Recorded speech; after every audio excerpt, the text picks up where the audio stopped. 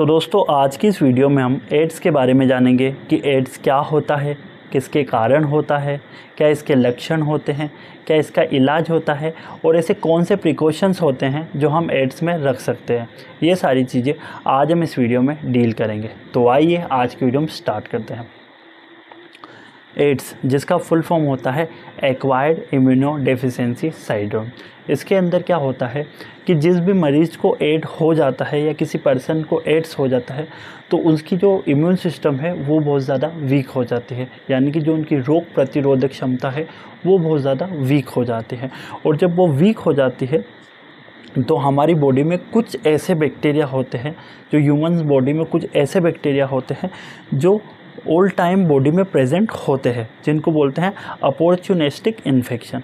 कहने का मतलब है कि जो अपॉर्चुनिस्टिक इन्फेक्शन होते हैं ये क्या होते हैं कि ये बॉडी में ऑलरेडी प्रेजेंट होते हैं।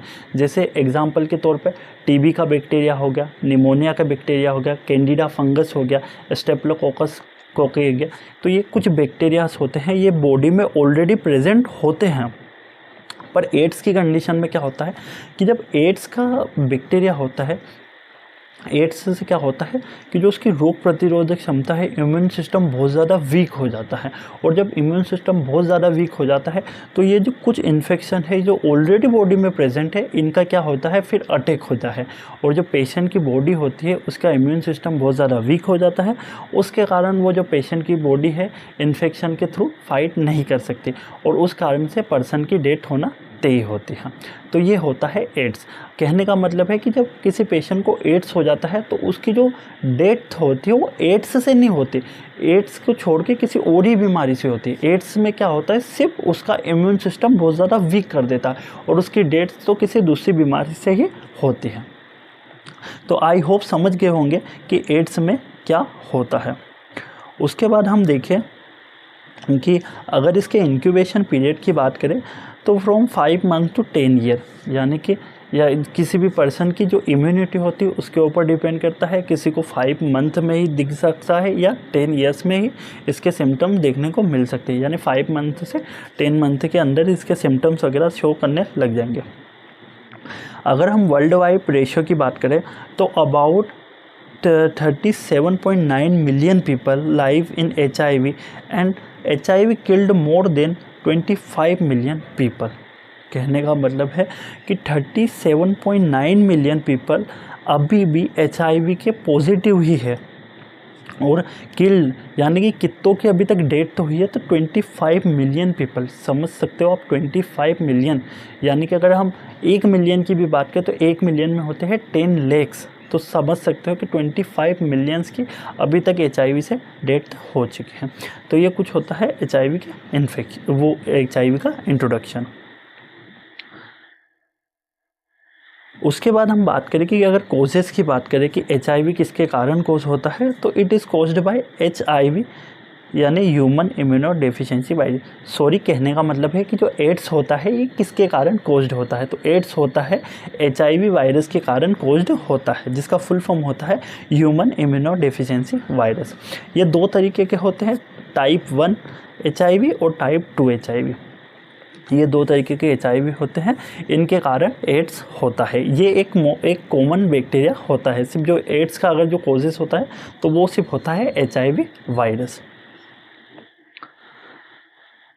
उसके बाद हम बात करें कि HIV के अंदर क्या क्या सिम्टम्स मरीज़ के अंदर शो कर सकते हैं, तो चिल्स यानी बहुत ज़्यादा ठंडी लगना, माउथ अल्सर, मुंह में छाले देखने को मिल सकते हैं, फीवर, लंबे समय तक बुखार होना, सोर थ्रोट, गले में खराश होना, फटीग, नाइट स्वेट, रात को सोते टाइम बहुत ज़्यादा पसीना आना और स्किन रेशेस, जो स्किन होती है उसमें बहुत ज़्यादा रेशेस देखने को मिल सकते हैं।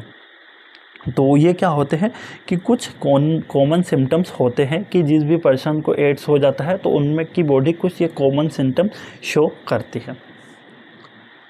अब उसके बाद हम समझते हैं कि जो HIV होता है ये किससे ट्रांसमिशन होता है। ये मोस्ट इम्पोर्टेंट होता है क्योंकि जो HIV होता है उसका कोई भी सटीक इलाज नहीं होता। अभी तक की रिसर्च में HIV का कोई भी ट्रीटमेंट नहीं आया है जो पूरी तरीके से HIV को ख़त्म कर सके। बट अगर हम ये समझ सकते हैं कि ये ट्रांसमिशन कैसे होता है तो हम कुछ हद तक इसका जो प्रिवेंशन है वो कर सकते हैं। तो पहला जो ट्रांसमिशन है, unprotected sex with infected partner.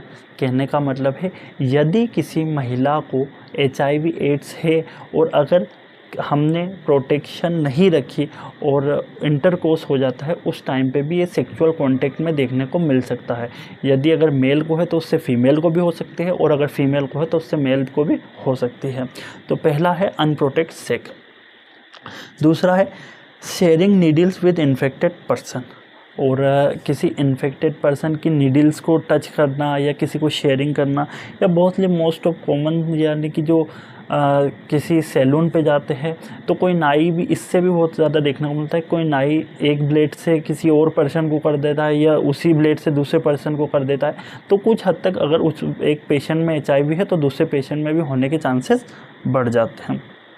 उसके बाद है transmission from the infected mother to foetus, और ये जो HIV होता है ये मदर से बच्चे में भी फैल सकता है। यदि कोई प्रेग्नेंट वूमेन है और उसको HIV है तो उससे बच्चे को भी ये फैल सकता है। उसके बाद है इन्फेक्टेड ब्लड प्रोडक्ट्स, और ब्लड से भी हो सकता है। यदि किसी हेल्दी पर्सन ने ब्लड डोनेट किया और उसको HIV हुआ है तो दूसरे पेशेंट को भी HIV होने के चांसेस बढ़ जाते हैं। तो ये कुछ ट्रांसमिशन होते हैं HIV के। अब हम बात करें कि HIV की डायग्नोसिस में क्या क्या आता है, तो इसमें मोस्टली दो डायग्नोसिस की जाती है। एक होता है डायरेक्ट टेस्ट और एक होता है इनडायरेक्ट टेस्ट।